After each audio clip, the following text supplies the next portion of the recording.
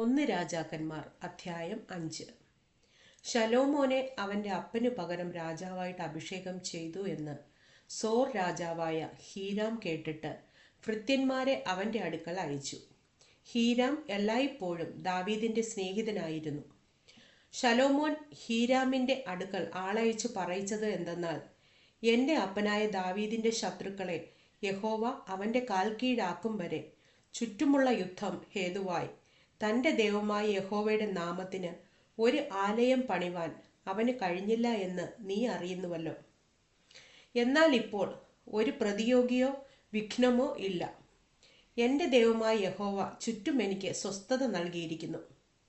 ആകയാൽ ഇതാ, ഞാൻ നിനക്ക് പകരം നിന്റെ സിംഹാസനത്തിൽ ഇരുത്തുന്ന നിന്റെ മകൻ എൻ്റെ നാമത്തിന് ഒരാലയം പണിയുമെന്ന് യഹോവ എൻ്റെ അപ്പനായ ദാവീദിനോട് അരുളി ചെയ്തതുപോലെ എൻ്റെ ദൈവമായ യഹോവയുടെ നാമത്തിൽ ഒരാലയം പണിവാൻ ഞാൻ വിചാരിക്കുന്നു.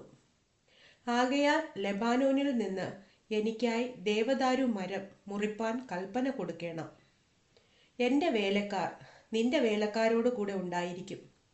നിന്റെ വേലക്കാർക്കും നീ പറയുന്ന കൂലി ഞാൻ എത്തിച്ചു തരാം. സീദോന്യരെ പോലെ മരം മുറിപ്പാൻ പരിചയമുള്ളവർ ഞങ്ങളുടെ ഇടയിൽ ആരുമില്ല എന്ന് നീ അറിയുന്നുവല്ലോ. ഹീരാം ശലോമോന്റെ വാക്ക് കേട്ടപ്പോൾ ഏറ്റവും സന്തോഷിച്ചു. ഈ മഹാജനത്തെ വാഴുവാൻ ദാവീദിന് ജ്ഞാനമുള്ളൊരു മകനെ കൊടുത്ത യഹോവ ഇന്ന് വാഴ്ത്തപ്പെടുമാറാകട്ടെ എന്ന് പറഞ്ഞു.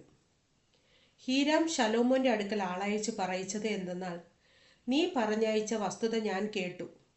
ദേവദാരുവിൻ്റെയും സരളമരത്തിൻ്റെയും കാര്യത്തിൽ നീ ഇച്ഛിച്ചതൊക്കെയും ഞാൻ ചെയ്യാം. എൻ്റെ വേലക്കാർ ലെബാനോനിൽ നിന്ന് കടലിലേക്ക് അവയെ ഇറക്കിയ ശേഷം ഞാൻ ചങ്ങാടം കെട്ടിച്ച് നീ പറയുന്ന സ്ഥലത്തേക്ക് കടൽ വഴിയായി എത്തിച്ച് കെട്ടഴിപ്പിച്ച് തരാം.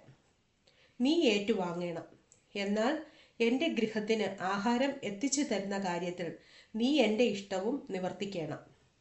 അങ്ങനെ ഹീരാം ശലോമോന് ദേവദാരുവും സരളമരവും അവൻ്റെ ഇഷ്ടം പോലെയൊക്കെയും കൊടുത്തു പോന്നു.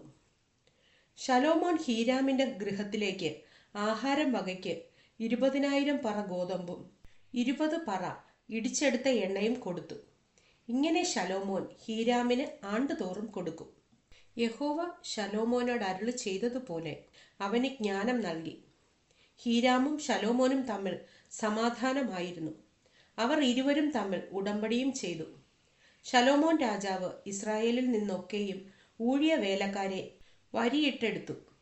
ഊഴിയ വേലക്കാർ 30,000 പേരായിരുന്നു. അവൻ അവരെ മാസം തോറും 10,000 പേർ വീതം മാറി മാറി ലബാനോനിലേക്ക് അയച്ചു.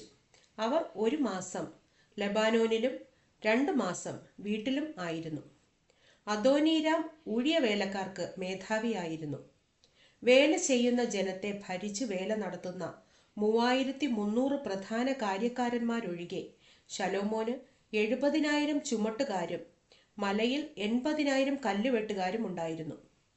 ആലയത്തിന് ചെത്തിയ കല്ലുകൊണ്ട് അടിസ്ഥാനമിടുവാൻ അവർ രാജകൽപ്പന പ്രകാരം വിശേഷപ്പെട്ട വലിയ കല്ലുവെട്ടി. ശലോമോന്റെ ശില്പികളും ഹീരാമിന്റെ ശില്പികളും ഗബാല്യരും ആലയപ്പണിക്കായി മരവും കല്ലും ചെത്തി ഒരുക്കി.